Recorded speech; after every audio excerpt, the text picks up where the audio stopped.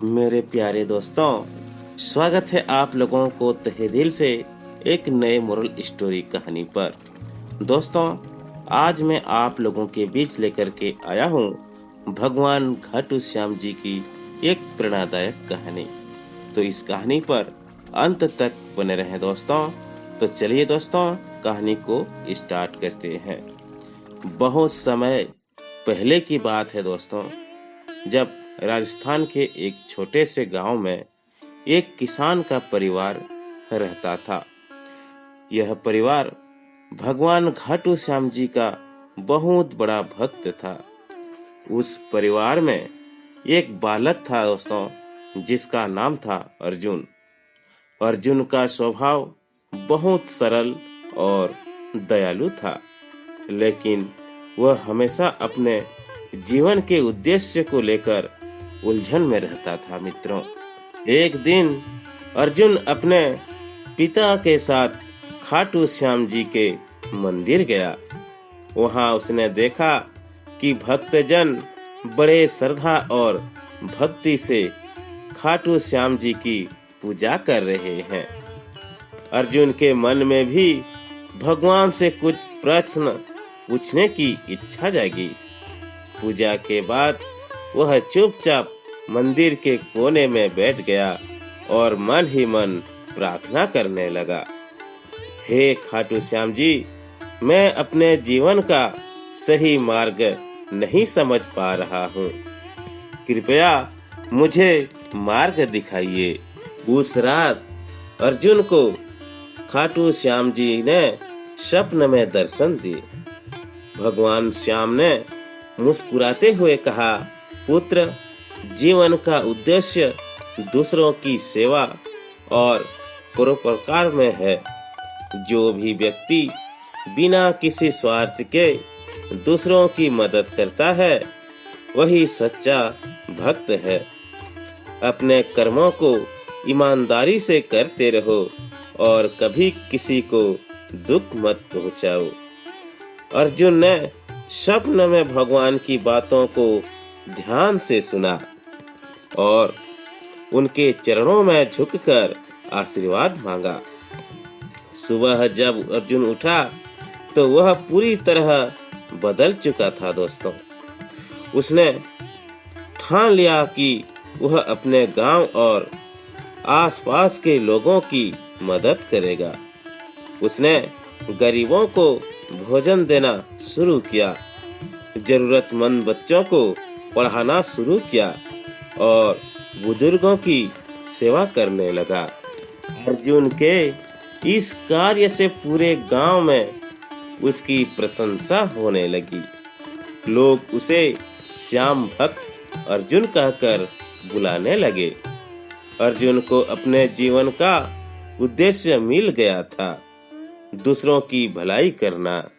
अर्जुन अब पूरे गांव के लिए प्रेरणा बन चुका था दोस्तों। उसकी सेवा भावना और दयालुता की बातें दूर दूर तक फैलने लगी। लेकिन हर अच्छे काम के साथ चुनौतियां भी आती है। कुछ लोग अर्जुन की लोकप्रियता से ईर्ष्या करने लगे।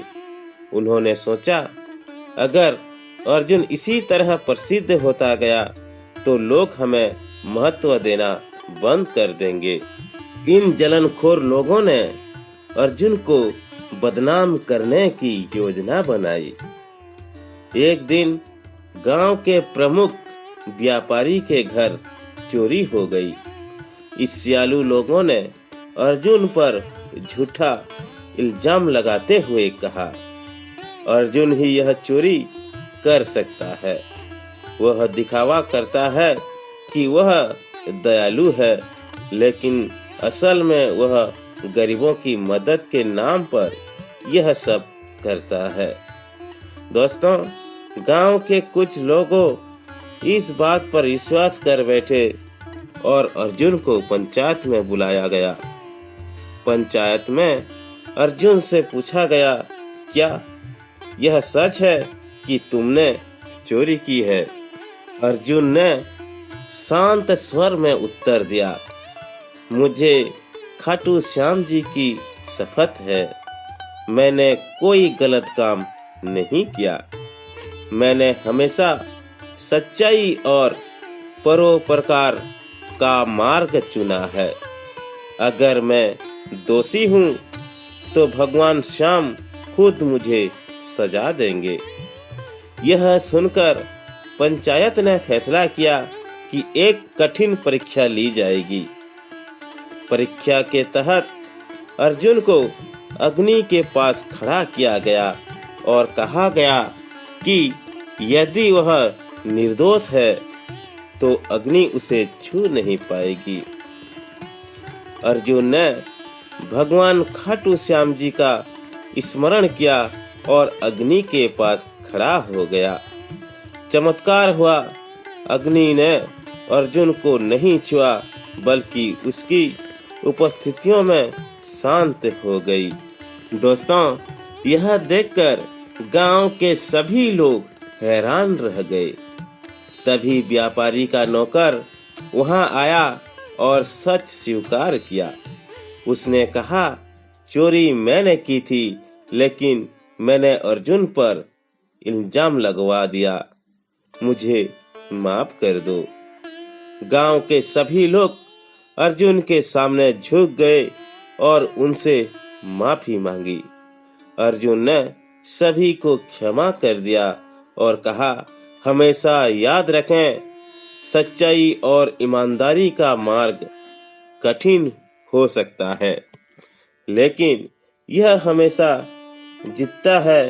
भगवान श्याम अपने भक्तों को कभी धोखा नहीं देते। उस घटना के बाद अर्जुन की भक्ति और बढ़ गई।